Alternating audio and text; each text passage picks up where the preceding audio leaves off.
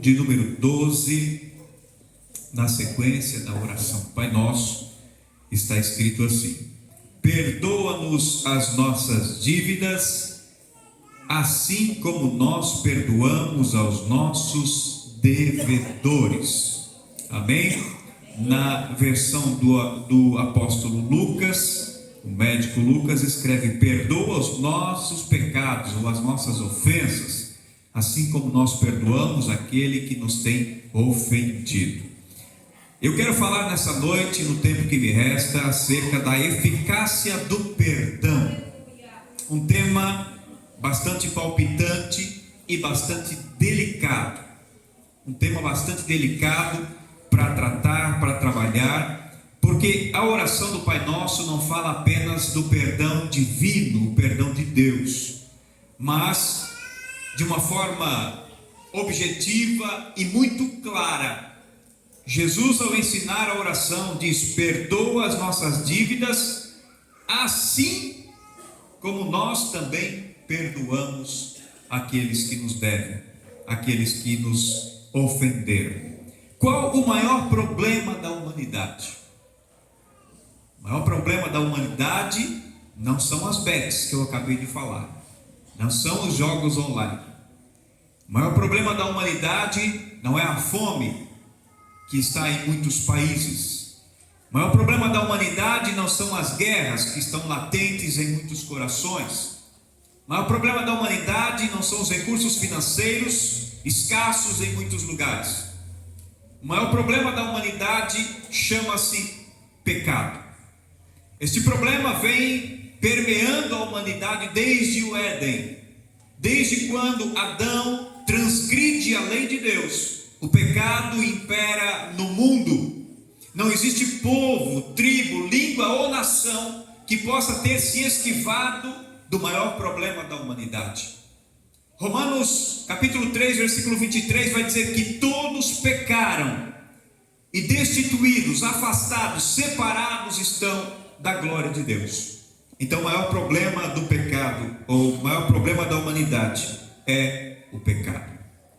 O termo usado no Evangelho de Mateus, ou no Novo Testamento, podemos dizer assim, para se referir ao pecado, são pelo menos 3 palavras gregas. Uma das mais utilizadas é o termo hamartia, que quer dizer pecado, dívida, transgressão. Existem alguns conceitos voltados para o pecado, que significa errar o alvo.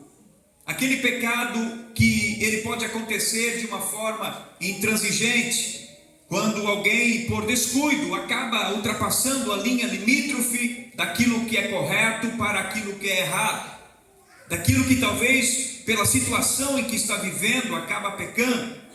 Existem aqueles que pecam por desafiar o pecado, e existem aqueles que pecam deliberadamente e descaradamente. Então, as palavras gregas vão denotar esses tipos de pecado, mas eu não quero me aprofundar a isso, porque o objetivo nessa noite não é tão somente apontar o pecado, e não é o meu intuito apontar os pecadores, porque eu teria que começar por mim mesmo, porque todos nós somos pecadores. Mas de que forma nós podemos entender esse conceito de pecado? De que forma nós podemos entender o porquê que isso está inserido na oração do Pai Nosso? Uma oração modelo. E como oração modelo não significa que eu preciso orá-la todos os dias, mas eu tomo esses princípios inseridos nela como uma base de fé e de permanência na presença do Senhor.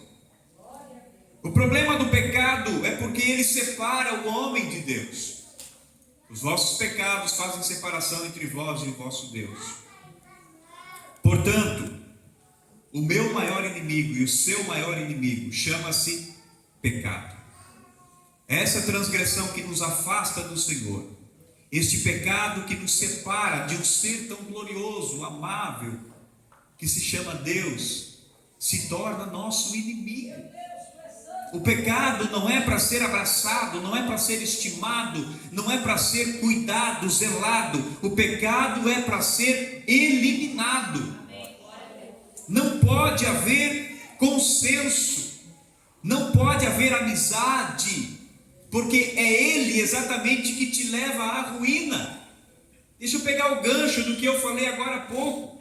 Você vai flertando com o joguinho, você vai flertando dia a dia com a aposta. Hoje eu ganho, amanhã eu perco, depois eu ganho de novo, eu recupero, até tenho uma sobrinha. Mas daqui a pouco o golpe é dado. O apóstolo Paulo vai dizer que o pecado sendo consumado, ele gera a morte. Então nós vamos ver que é preciso ter muito cuidado, porque o maior inimigo da humanidade é o pecado. Ele contaminou com o seu poder degenerativo, tornando o homem suscetível à doença e todas as formas imagináveis de mal e infelicidade, tanto temporal quanto eterno. Alguém que peca, alguém que falha, alguém que erra, alguém que transgride, ele já começa a usufruir da infelicidade aqui nesse tempo presente. O pecador não tem paz, o pecador não tem alegria, o pecador perde a sua esperança, e muito pior do que isso, aguarda um juízo, aguarda um mal que pode trazer para ele uma consequência eterna, jamais pode ser mudada. Não é apenas aqui nesse mundo. O que Deus trata, o que Deus trabalha para conosco, não são apenas as coisas temporais, mas principalmente as questões espirituais eternas. Porque Jesus vai ensinar de uma forma muito intensa que aquele que peca, que transgride, que deliberadamente falha, a eternidade que o aguarda é terrível. É por isso que Jesus vai trazer a essência, vai trazer à tona o erro, a falha, a transgressão, para que ela seja tratada como um denominador comum para todos os males, para todos os crimes, para todas as crises da humanidade. Cada roubo, cada mentira, cada assassinato, cada briga, cada inveja, cada adultério, cada imoralidade, cada doença, cada sofrimento, e eu vou parar a lista por aqui porque ela é longa, é consequência do pecado, é consequência da falha, é consequência do erro. Não é simplesmente porque isso acontece, não é simplesmente porque é produto do meio. Isso está intrínseco. O que é intrínseco? É algo que está dentro, que está inserido no DNA espiritual do homem por causa do pecado original. Jeremias, no capítulo 13, versículo 23, ele vai dizer: pode o etíope mudar a cor da sua pele, ou o leopardo as manchas do seu couro? Assim também vocês, Jeremias está dizendo, não que foram ensinados a praticar o mal, não podem praticar o bem, porque existe um mal inserido no ser humano. E João capítulo 3, versículo 19 vai dizer que a condenação é esta: que a luz brilhou nas trevas, mas os homens amaram mais as trevas do que a luz. Por quê? Porque as suas obras eram más. Então o homem comum, ele não quer se desvencilhar do pecado. O homem comum, natural, ele ama estar abraçado com as transgressões. Na sociedade onde nós vivemos, muitas coisas que nós repudiamos são consideradas normais para muitas pessoas. Isso é normal, isso não tem problema. O grande mistério de tudo isso é que algumas dessas questões consideradas normais parece que não geram sérias consequências aqui, mas comprometem a salvação desta alma, porque por amar o pecado e estar apegado a ele, essa pessoa se afasta de Deus. Então nós estamos vendo esta oração de Jesus nos trazendo uma orientação, e o capítulo de número 6, versículo 11, que foi comentado na última ministração, falando sobre o pão nosso de cada dia dá-nos hoje. E muito mais necessário do que o pão de cada dia é o perdão de cada dia. Você pode até passar um dia sem pão, mas não passe um dia sem perdão. Não deixe de se prostrar na presença do Senhor e pedir perdão pelas suas transgressões. Porque talvez um dia ou outro a gente até consiga passar bem-aventurado, de uma forma tão intensa, tão profunda na presença de Deus, tão ligado com o céu, que nada aqui nos faz pecar, nem por palavras, nem por pensamentos. Mas esses dias são raros. Verdade é que no fim de cada dia nós já acumulamos um bom estoque de falhas e erros, das quais precisamos ir aos pés do Senhor e nos redimir das nossas falhas. Verdade é que todos os dias nós enfrentamos essa natureza pecaminosa que está dentro de nós, porque falhamos com uma coisa ou com outra, erramos, mas não podemos permanecer nesse erro. É por isso que Jesus insere isso na sua oração modelo. E já que o maior problema é o pecado, a maior necessidade é o perdão. Se o maior problema da humanidade é pecado, a maior necessidade da humanidade é o perdão desses pecados. E é por isso que Deus tem um plano glorioso. Jesus na oração disse: perdoa-nos. Se é eu que estou orando, não seria mais fácil dizer perdoa-me do que perdoa-nos? Eu estou colocando outras pessoas comigo nesse negócio. E às vezes alguém pode dizer: ei, peraí, o erro é seu, não me coloca nesse negócio não. É que na verdade, quando nós oramos a Deus, nós já não estamos pensando apenas em nós mesmos. O mundo nos instiga muitas vezes a cuidar apenas do nosso próprio umbigo. Mas na igreja nós vivemos uma comunhão, uma irmandade. Então quando eu peço as coisas do céu, eu não peço apenas para mim. Eu oro Pai Nosso, eu oro o Pão Nosso, eu oro nos perdoa, eu oro não nos induzas. Eu incluo as pessoas do meu convívio juntamente comigo, sabendo que assim como eu preciso de pão, elas também precisam. E assim como eu preciso de perdão, elas também precisam. Eu preciso colocar diante de Deus, porque este é o pré-requisito. Jesus põe um pré-requisito. Perdoar faz parte do caráter do crente. Demonstra uma vida transformada por Cristo, um novo coração cheio de amor de Deus. É isso que Deus faz em nossa vida. Ele nos forja para sermos perdoadores.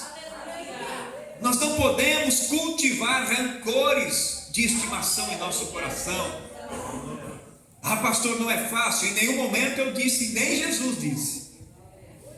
É por isso que nós precisamos do glorioso Espírito Santo. E se você tivesse na EBD hoje, vou deixar um gostinho de quero mais para você. A lição desse trimestre está fantástica, falando sobre a igreja em Jerusalém, sobre a igreja primitiva, sobre o manifestar da glória de Deus. É por isso que nós precisamos de Deus para a nossa vida. Não tem como nós vivermos sozinhos. Sem a presença, Jesus disse: eu vou para o Pai, mas não vos deixarei órfãos, rogarei e o Pai vos dará outro Consolador, para que esteja convosco todos os dias. Se você não consegue perdoar, diga: Deus, molda-me a minha vida, muda a minha vida, eu não posso permanecer assim, o teu Espírito habita em mim, então eu preciso perdoar. Coloque-se em oração e eu duvido que Deus não irá fazer. Deus faz. Não importa a transgressão, porque esta é a condição posta por Jesus. Não foi Pedro, não foi Paulo, não foi Tiago, não foi pastor Claudionir. Jesus disse: Pai nosso, perdoa as nossas dívidas, assim como nós perdoamos aos nossos devedores. É condicional. Liberar o perdão também libera a consciência da culpa. Liberar o perdão traz paz de espírito, traz felicidade, traz satisfação e traz até mesmo saúde física. A ciência trata muitas doenças como doenças psicossomáticas, doenças que são geradas primeiro na mente, por problemas, por tribulações, por aflições, por dores, por traumas, por decepções, por tantas coisas que gera um rancor, um ódio, uma angústia. E a mente não consegue lidar com isso, reflete fisicamente, o corpo começa a expor problemas psicossomáticos, a infelicidade, a depressão, a ansiedade, a tristeza, dores musculares e tantas coisas que podem vir não de uma doença física, mas de uma doença na mente, na alma, no coração. É por isso que a Bíblia diz que o coração alegre formoseia o rosto. Como é que o nosso coração vai estar alegre? Quando nós estamos leves, quando nós não temos nada que nos pesa o coração, nós vivemos mais felizes. E você acha que o diabo fica satisfeito com isso? É claro que não. Ele quer que você viva triste, aflito, angustiado, cabisbaixo, doente, sem ânimo, sem fé, sem esperança. Porque ele veio para roubar, matar e destruir. Mas chega Jesus dizendo: eu vim para que vocês tenham vida e vida com abundância.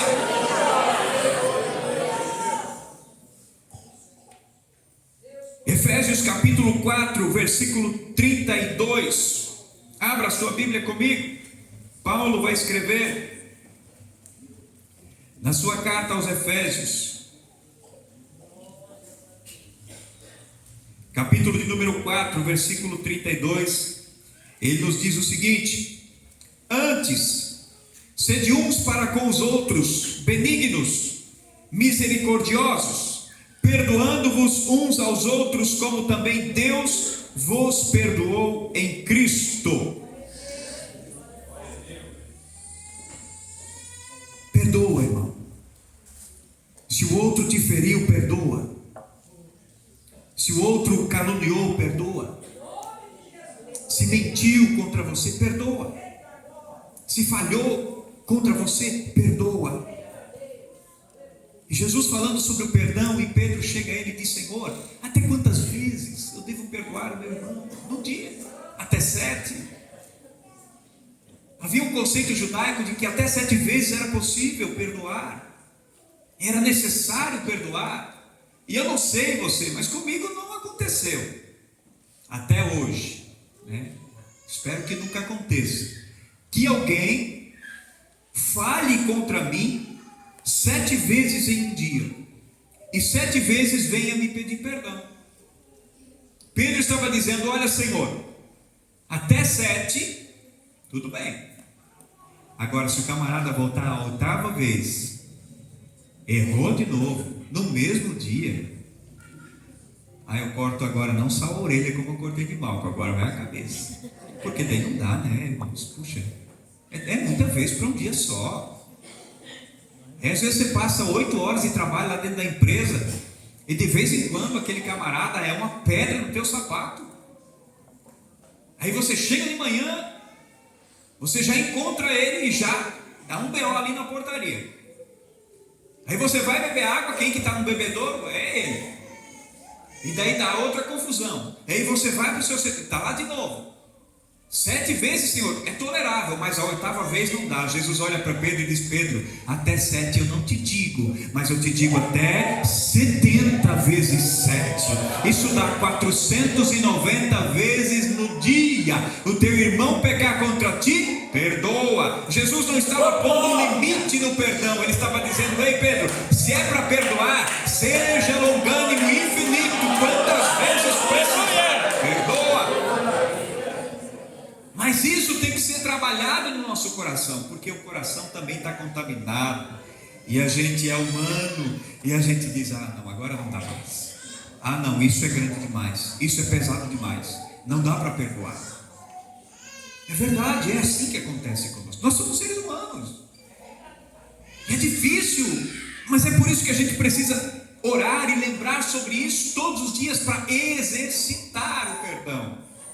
para o nosso coração ser leve, ser tranquilo. E tem pessoas que, dependendo do seu caráter, dependendo da sua forma como foi criado, a forma como está com Deus, e tantas coisas acabam influenciando, são mais tranquilos e perdoam.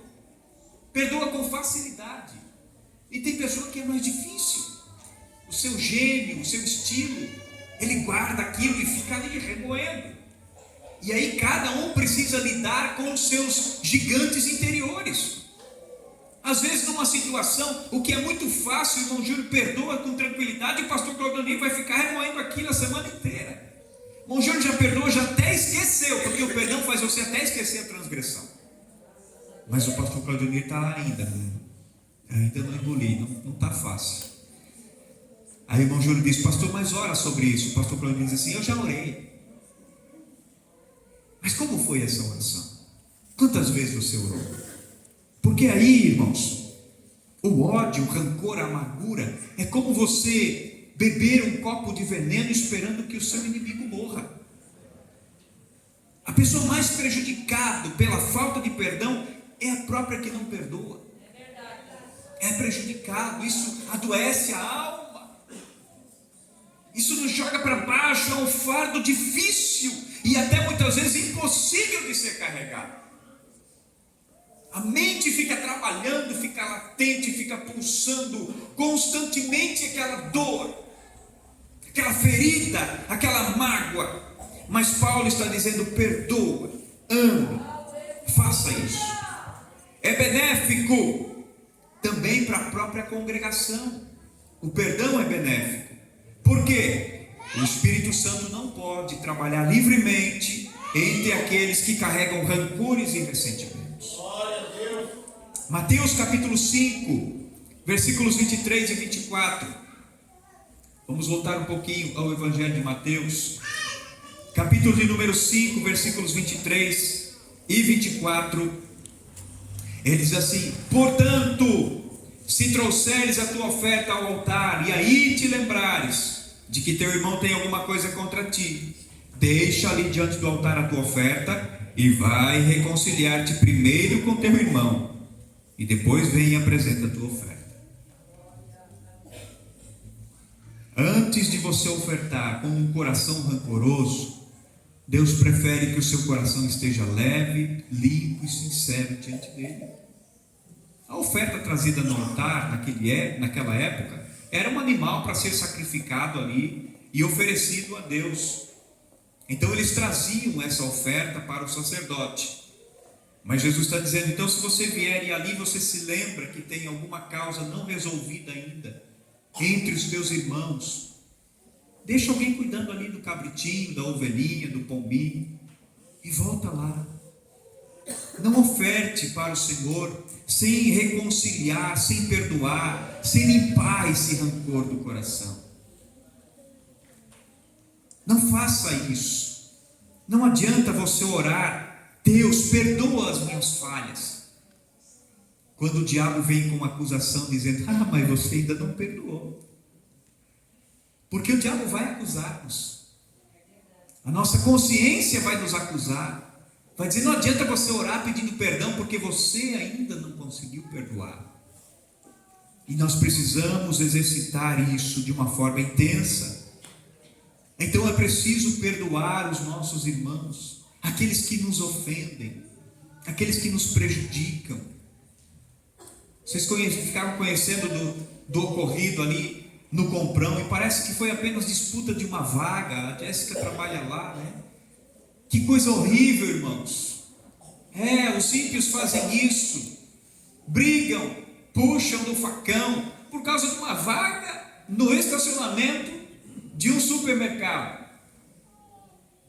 Mas e quando os crentes discutem no estacionamento da igreja, porque o carro está trancando a saída? Será que não é pior do que o ímpio que arranca o facão e quer matar o outro lá fora? Porque eles não conhecem Deus. Paciência, irmãos. Glória a Deus que todos têm carro para vir para a igreja. Eu fico espantado. Quando chega fim de semana, irmão, você olha, aqui é só carro de crente, um maior que o outro. E eu quero que aqueles que não têm carro tenham também. A gente vai achar lugar Mas é melhor você esperar o irmão liberar a vaga para você sair com o seu carro, do que às vezes você sair a pé dizendo: ah, Jesus, todo mundo tem carro nessa igreja, só eu que não. E Jesus às vezes vai dizer assim: mas se eu te der o carro, você vai ser aquele que vai brigar pela vaga. Chegou, meu Deus, já está tudo cheio, eu nem vou vir para essa igreja porque não tem vaga para estacionar. Se estaciona, sai rápido do culto e quer ir embora para casa. Os irmãos querem conversar, os irmãos querem... Eu entendo, irmãos, que tudo tem um limite também, né? Tudo bem. Mas se você tem compromisso depois do culto, já deixa o carro no lugar que não vai travar. Se está trancando, vem, conversa com o irmão: eu preciso ir, né? Meu esposo, minha esposa, meu filho não está bem, eu preciso sair. Dá para a gente manobrar o carro lá e sair. Tenha paciência. Mas se o irmão foi meio grosseiro com você, perdoa ele. Talvez o dia dele não foi legal. Talvez ele participou do culto, assistiu ao culto, esteve aqui, mas o coração dele está carregado com coisas que aconteceu lá no trabalho, na casa, está acontecendo na família, a cabeça está um turbilhão, e ele está por um fio. Só falta uma gota para ele transbordar. E quem é que vai ser a gota? Você, quando vem pedir para ele: não, tira o carro que eu quero sair. Aí você vai dizer: mas eu não fiz nada, só pedi para tirar o carro. Mas é que ele já estava tão carregado de tanta coisa, não conseguiu mais dominar isso, explodiu. Então perdão é necessário todos os dias. Se você errou, peça perdão. Se alguém pedir perdão para você, perdoe, não retenha esse perdão. Por quê, irmãos? Porque a gente vai chegar diante de Deus assim: Senhor, eu errei, perdoa. Deus vai dizer: eu sei que tu errou, eu vi tudo. Mas e você está disposto a perdoar o seu irmão? Porque ele também errou. Assim como eu sou falho, meu irmão também é falho. Eu preciso perdoar ele. Se eu não consigo hoje, eu vou trabalhando isso no meu coração, na minha mente, até chegar um momento que eu consigo perdoar. Mas eu não posso alimentar o rancor. Eu quero encerrar aqui a mensagem. Quando nós perdoamos uns aos outros, nós temos liberdade de chegar diante de Deus para pedir perdão por nossos pecados. E nós precisamos fazer isso constantemente. A Bíblia vai dizer que na última ceia, Jesus está com os discípulos, e eles estão à mesa, estão todos ali para participar de mais uma ceia do Senhor. Aí de repente, Jesus ele sai do seu lugar na ceia, ele cinge seus lombos com uma toalha, ele pega uma bacia com água e volta para a mesa para lavar os pés dos discípulos. E nós pregamos muito que isso fala sobre a humildade de Jesus. Sim, também fala sobre humildade, mas isso tem um simbolismo muito mais profundo. Porque quando Jesus chega em Pedro, Pedro diz: não, Senhor, você não vai lavar os meus pés. Jesus olha para Pedro e diz: se eu não lavar, você não tem parte comigo. E olha que Jesus não brincava. Jesus era sério nas suas palavras. Se eu não te lavar, Pedro, acabou para você. Não, Senhor, então se é assim, não lava só os pés, lava o corpo inteiro. Jesus: Pedro, quem já está limpo não precisa mais ser lavado, a não ser os pés. Eu vou repetir: quem já está limpo não precisa mais ser lavado, a não ser os pés. Porque o banho limpou o corpo, mas a poeira da estrada sujou os pés novamente. E agora Jesus vem lavar os pés. E se eu esconder os meus pés debaixo da mesa e não oferecê-los para Jesus, ele não pode lavar. Então Jesus está dizendo o quê? Vocês já receberam a salvação pela graça, já foram lavados no chuveiro da graça.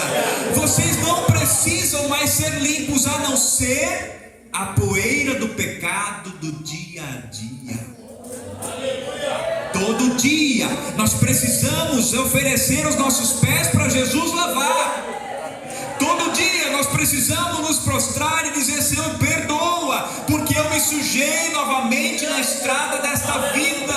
Eu errei, eu não consegui conter o meu impulso humano. Senhor, eu quero estar todo limpo quando o Senhor voltar.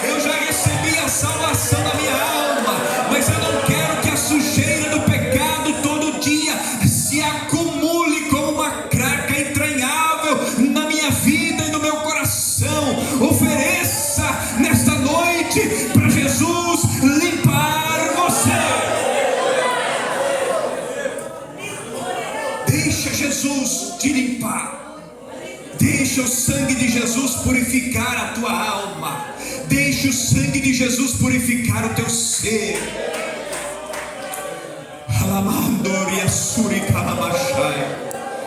É noite de ceia. Não fique guardando os rancores do passado. Não fique alimentando essas mágoas no teu coração. Se você não puder visitar essa pessoa tão breve, libere nessa noite esse perdão que sufoca a tua alma.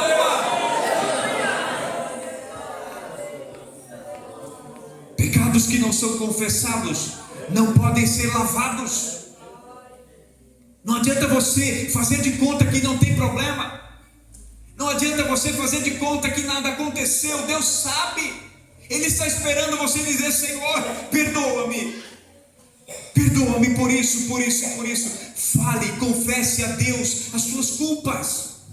É sobre isso que Jesus está falando na oração do Pai Nosso. Perdoa as nossas falhas.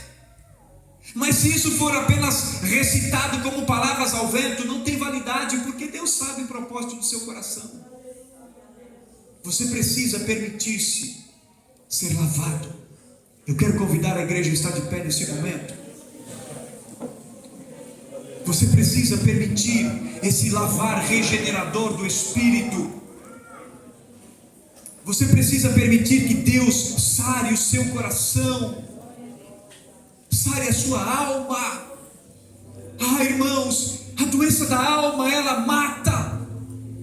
A doença da alma, ela te consome aos poucos, como uma gangrena que vai se espalhando pela sua alma. Aparentemente está tudo bem, fisicamente está tudo bem, mas a alma está sendo consumida. Dentro do teu coração existe uma ferida que não cessa de sangrar. E o que vai estancar nessa noite é o perdão. É o perdão que nessa noite vai ser um antídoto contra esse câncer, contra esse mal que assola o teu coração. Pastor, eu não consigo conviver. Não estamos falando em convivência, estamos falando em perdão. O primeiro passo é o perdão. Seja você se consertar diante de Deus, seja você se consertar com o seu semelhante, perdoa. Talvez isso não vai mudar quem ele é, não vai mudar as suas atitudes, mas vai mudar você. Não é sobre o outro, é sobre você. É sobre mim, é sobre nós. É disso que Deus, pelo seu Espírito, está falando nessa noite. Você quer ser sarado? Você quer ser restaurado? Peça perdão ou perdoa se for necessário. E eu quero convidar você que não entende o poder do perdão de Deus sobre a sua vida, que já viveu tanto tempo da sua existência nessa terra sem conhecer o amor de Deus, e nessa noite quer entregá-la para Jesus e receber o perdão pelas suas falhas, pelos seus pecados. Você que quer ser perdoado, para que a sua vida seja transformada. Você que já sofreu tanto, já foi tão humilhado, foi tão rejeitado, porque você não caminhava com Cristo. Mas hoje você entende que esse amor de Deus que nos constrange, nos leva a chegar mais perto de Deus através do perdão. Deus quer perdoar a sua alma. Deus quer perdoar os seus pecados. Deus quer perdoar as suas falhas. Pastor, eu já vivi na igreja, me afastei. Hoje você pode voltar, Jesus está disposto a te perdoar. A figura do pai, do filho pródigo é esta figura, um pai perdoador. O filho disse: eu vou chegar e vou pedir perdão, vou dizer: pai, eu pequei contra o céu, perante o Senhor, não sou mais digno. O pai disse: vem, tu ainda é filho, e filho não vai ser escravo na minha casa. Eu perdoo, filho, fica tranquilo, eu já te perdoei, não tem mais nada, não tem mais dívida, não tem mais culpa, não tem mais peso. Jesus te chama nessa noite. Entregue a tua alma, entregue o teu caminho ao Senhor, confia nele e Ele tudo fará. Se temos alguém para Jesus, eu quero primeiro orar por você. Se temos alguém para reconciliar, eu quero orar por você. É noite de salvação. É noite de restauração na presença do Senhor.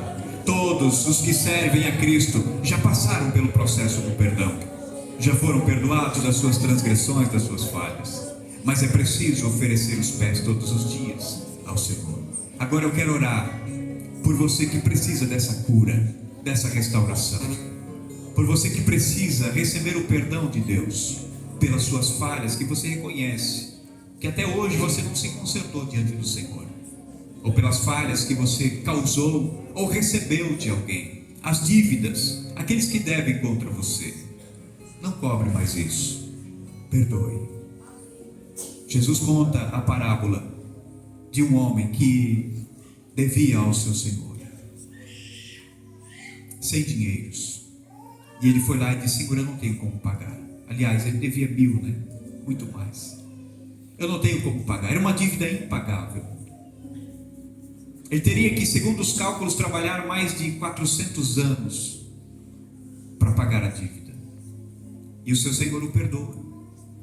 Mas quando ele encontra um devedor seu na rua, ele manda espancar, ele manda prender. Ele diz: você não vai sair da cadeia sem pagar o último centavo que me deve. E aí aquele homem que havia perdoado este chamou e disse: você não foi misericordioso. Eu te perdoei essa dívida tão grande e você não quis perdoar o seu semelhante que devia tão pouco para você. E aí mandou prendê-lo e lançar no cárcere, onde haveria pranto e ranger de dentes. Se nós não conseguirmos perdoar o nosso semelhante, também não temos condições de chegar diante de Deus e pedir perdão pelos nossos pecados. Vamos orar. Se tem alguém que deseja vir à frente, fique à vontade. Não quero constrangê-lo a isso. Glória a Deus. Aleluia. Mas venha deliberadamente. É a tua cura, é a noite da vitória, é a maior vitória dessa noite. Irmão Silvonei, fiquei feliz de te ver aqui nessa noite. Glória a Deus por isso. Temos irmãos que estão chegando à frente. É o teu coração, é a tua alma que está sendo sarada.